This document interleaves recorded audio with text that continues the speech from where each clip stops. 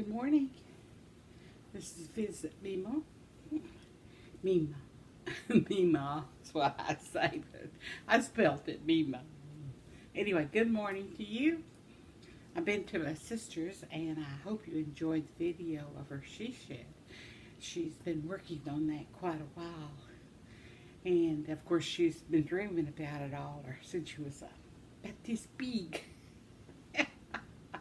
I'm so proud of her. She loves it, and it's a precious little sanctuary. It really is. I hope you catch the video. I'll try to figure out if I can put a card on the end of this video so you can tap it and go see it, because it's just quite sweet. You could just stay out there and get away from the world and pretend you're a little girl and have a little tea party all by yourself, or have someone come over, or put your little puppy in a chair and have a little tea party. Isn't that right, Connor? Connor's all about tea parties. He likes tea parties. He doesn't have his bow tie on yet this morning, or his hair's not brushed yet. So Mama got up. Mama was tired this morning, but she just couldn't get her body moving, and neither did Connor, so we slept in just a tad. So I'm having my coffee, and I'm hoping you're having your coffee and you're planning a busy day. Today's Saturday, so that I'm sure a lot of y'all are going grocery shopping, taking kids somewhere, picking up things, taking care of business because you work all the time. Or you could be like me, retarded. Not retarded, retard. But I do want to show you what I've been working on this garden blanket. If Connor will let me here. Okay. Well, you know, I told you the story about the lady on the porch that taught me how to crochet. Did I? Did I never tell you that? I think I did in one of my videos. But, you know, I don't know her name. It was really, I don't remember her name. But she had real long hair. And she was sort of gypsy-like, you know. And this was in the 50s, so she'd been crocheting, and she wore all those things you think about, flowing clothes and loose and, you know, just free, like a free spirit. But she had rented one of the little, Mama had a little house that lived behind, you know, a little house. Really, they're little shacks. But people would rent them to live there. And she moved into one of those. Well, she would come and sit on Mama's front porch, because we sat on the front porch and watched the people on the interstate drive by. And she was so fascinating to me. I mean, I was like a tomboy, and it didn't really seem like a lot of sense for me to sit around and play with thread. Even though Mama did teach us how to sew before we were 8 years old, almost. But anyway, but I was out doing whatever I was doing, and I came back to the porch, and there was Mama and this lady sitting there. And she had just been busy crocheting. And I didn't know what crocheting was. I sort of did, but I guess I was 6, 7, maybe 8, I don't know. But at first I just loved to hear her talk, her and Mama talk, so I'd go up and sit on the front step of the porch and listen to them as they swung and told stories, and, you know, just talk, women talk. And Mama had taught us how to embroidery, but this lady was crocheting. And, excuse me, I'm so sorry. Anyway, I couldn't get my eyes off her hands and her yarn and her little hook. You know, I was just mesmerized by it. And I kept watching her thinking, what is she doing? What is she doing? And she says something like, I'm tying knots. And Mama laughed, I remember. Anyway, so I just kept watching her and watching this lady. And I said, that's something I might want to see how she can take yarn, put it in her hands and create a blanket. I just was fascinated by it. Now I had seen ladies make doilies, but this was like it wasn't the blanket, it was really a shawl, is what it was, like a hippie shawl before the hippies. But anyway, and the hippies, but anyway, shawls, like an Indian shawl. No, just a shawl made out of yarn. And she'd just work her little fingers and talk, and work her little fingers and talk.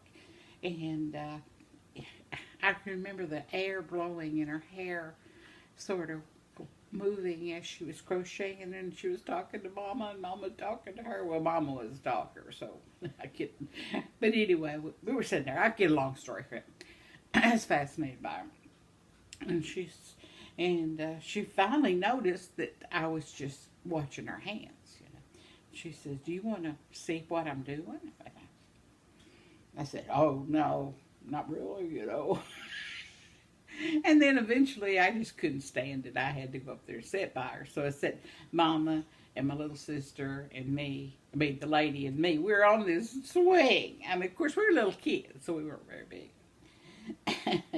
And so I just watched her up close as she was, kept digging this crochet hook down into this other part. And I watched and watched and watched, and I said, "Okay, I'm gonna try it." So she got out a hook and took the hook out of her hand and gave it to me. And she said, "Now this is what you want to do." So she walked me through it, okay, stick your hook right there. That's a stitch. Now, it wasn't like chain 20 stitches or anything. This was like getting your feet wet into the project she was working on. And I can remember the first time I brought a hook up and it had a loop on it and I pulled like a chain. It really was fascinating to me.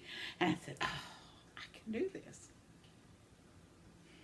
So she did it with me, and I did it with her on this thing that so I thought, well, this is a cinch. I got this.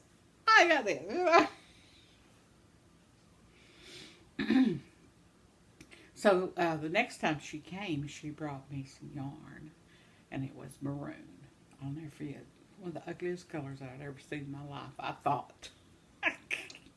And she gave me a hook, and showed me, how to get started. Well, you know how hard it is to make a chain for the first time when you're a little kid. And your hands, nothing works like you want it to, and you're trying to make it. Now, all I had to do was make a chain of like 20 or something like that, really small. I had thread all over. I had knots all over. Because I wouldn't ask her. She's sitting right here, and I was sitting down on the porch floor, my legs crossed, working on this. I had knots. I had yarn all over the place. It was just knotty. It was terrible. Now, when I was working on her piece was already substantial, and it was just quite easy to try. But that first, oh my gosh, I bet it took me weeks to get that motion to do a row of a chain. Once I got the chain down, and of course we went on to the single crochet, and then we went to the double crochet. Now that was a buster too. But the first thing I made, it was a single crochet. Did 20 chains and then a single crochet. It took me a lot of tenacity for me at that age. But I wanted to do it so badly. And eventually, I could do them. So everybody got pot holders.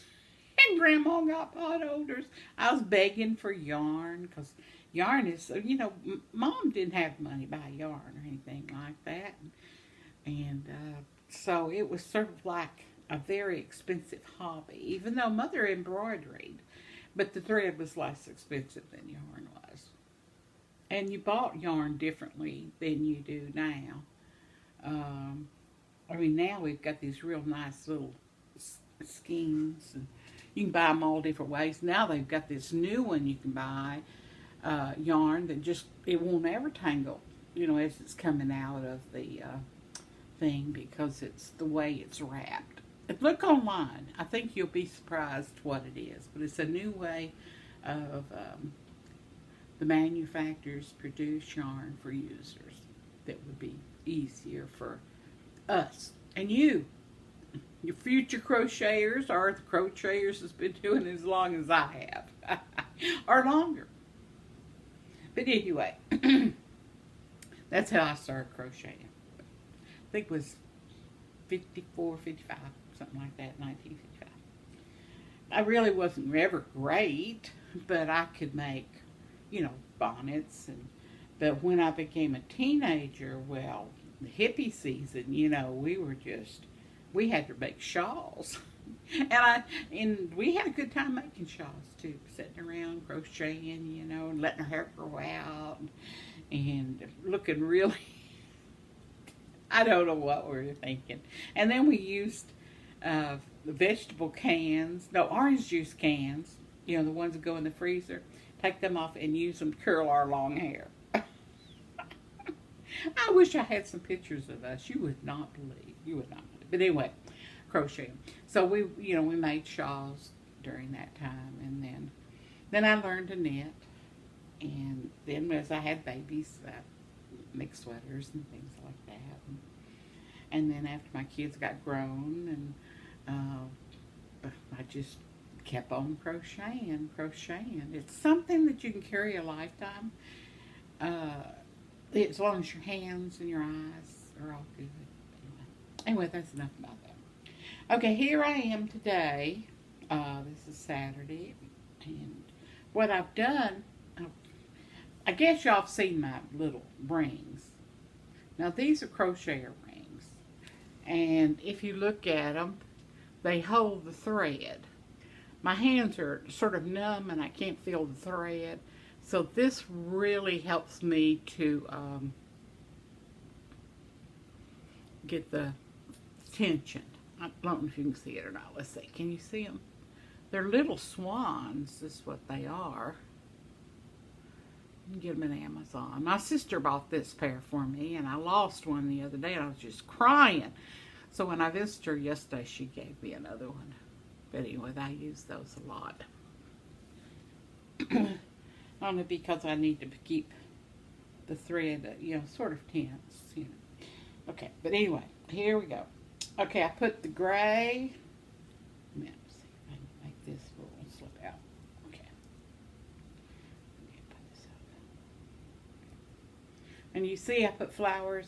Sometimes I do crochet flowers on my hooks, and you know why. I told you why I do that. Because, you know, if I'm working on something, I need to be able to see my needle. And sometimes it gets, my hook, it gets lost in the yarn or my project.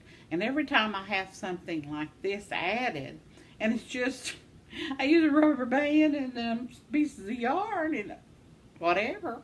Now, I did do some that were crocheted. I guess you saw them already. Here's one of my favorites. It's just a silly one. Really just quite silly. It's pretty well worn out now.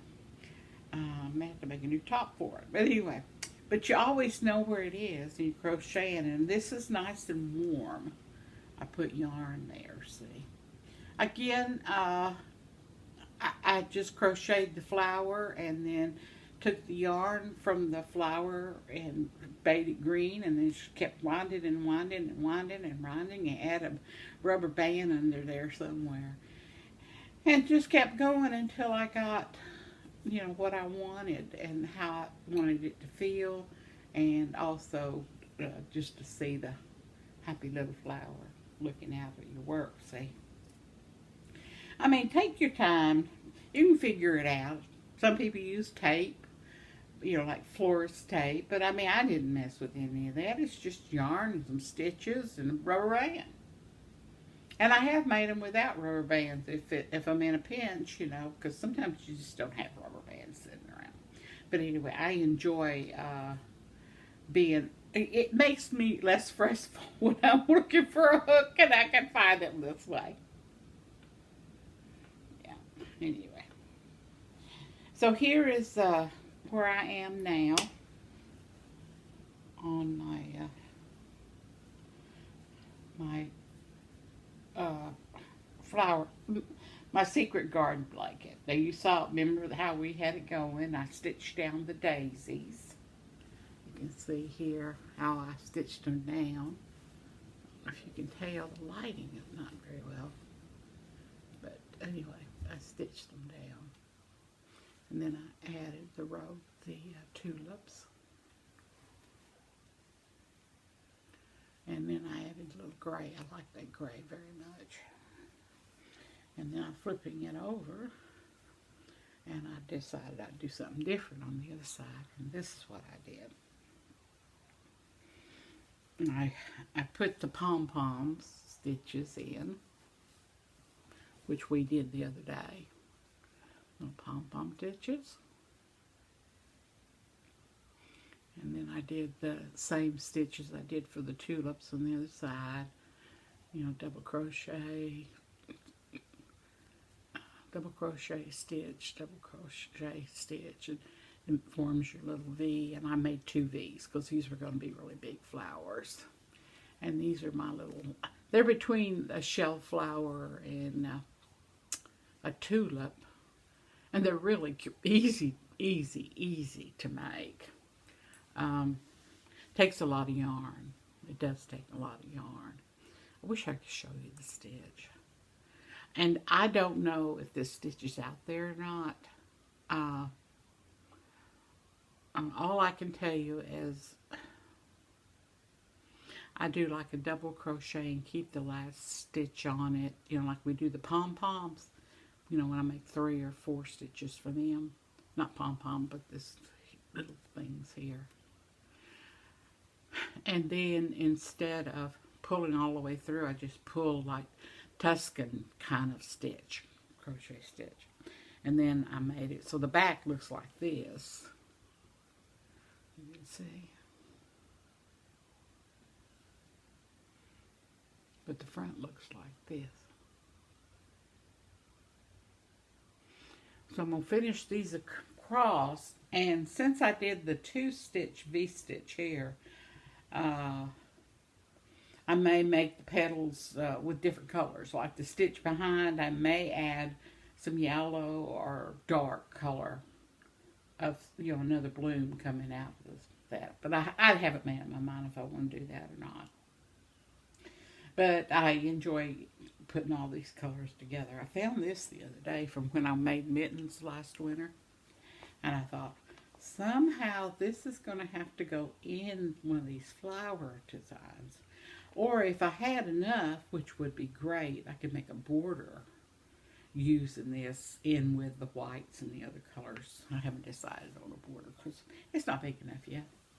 But it's coming along. It's slow. And on this gray, again, I left some openings on that gray combination of rows. I left little openings in there. So I'm going to crochet, oh, you can see it, little openings like that. And then on these little rows, I'm going to put in fluffy flowers or butterflies or something like that. Or just maybe just a pot of color. And the reason I haven't done it already is because I don't know what color I want to put in there yet. You know, when you start looking at your work in the whole big picture, you want to pop color you want in there to make it look more eye-pleasing. But I think this pink, red, I don't know if you can see it all or not. This is the last stitches I'm adding there. But anyway, see, I like the way it's sort of just bizarre. One of the things that lady, she wasn't structured in her crocheting, and neither am I. I mean, I know how to read the graphs. I know how the concept of 3 and 5, you know, odd numbers, even numbers and stuff. But she didn't teach me that way. She taught me to look at it and see the stitches in my head. You know, like the row of the main stitches. I know it's hard to explain, but so when you're making something, you know, if you use sets of 3, 6 of 3s, well, it makes sense, you know, 3, 3, 3, 3. But in conceptual crocheting, is you see the rows, like right here, 1, 2, 3, 4, 5, 6. I'm not rows, lines, horizontal, no, vertical lines, which are your stitches. So if you had 5 stitches here, you want 5 stitches here and 5 stitches here, just so it'll fit and stay the same size, because you keep alternating how many stitches within so many stitches. I know that's hard for you to understand. It doesn't. I don't even know how to tell you, but you have to constantly be adapting your design, especially if you go into floral design. So even though you see this having 6 double crochets right here, and below you've got 3 stitches, you really just have 3 stitches at the top too. So this V here, that's those stitches go up, and behind, see, it's just 1, 2, 3 stitches. 1, 2, 3, but there's the 6 right there. So that's how I do, and that's the way she taught me. And I wish I could remember her name. Something like Marie, I can't remember. Beautiful, beautiful lady. Beautiful lady. Anyway, little bizarre, but to me she was like, wow, never met anybody like that before. She stayed with us, I think, about a year. And she moved to California, Placerville. Oh, I can't remember. Doesn't matter. Anyway, these are the next stitches I'm going for, and I'm going to try to spark in some color. I know that you're doing your own thing. I've been running my mouth all morning, but I'm going to enjoy my coffee, and I enjoy that you joining me to crochet in the morning. I hope you're sitting just enjoying every stitch and putting every little hope and love in every stitch. And anyway, I hope you have a good day. Remember, God has you in His hands. And crochet. Be free. Don't be structured. Try not to always copy off somebody else. Use your own feelings, your own creativity, and just go for it. Just start. You know, oh, that doesn't look good. Just continue on. You made me really, really like it. Okay, bye-bye.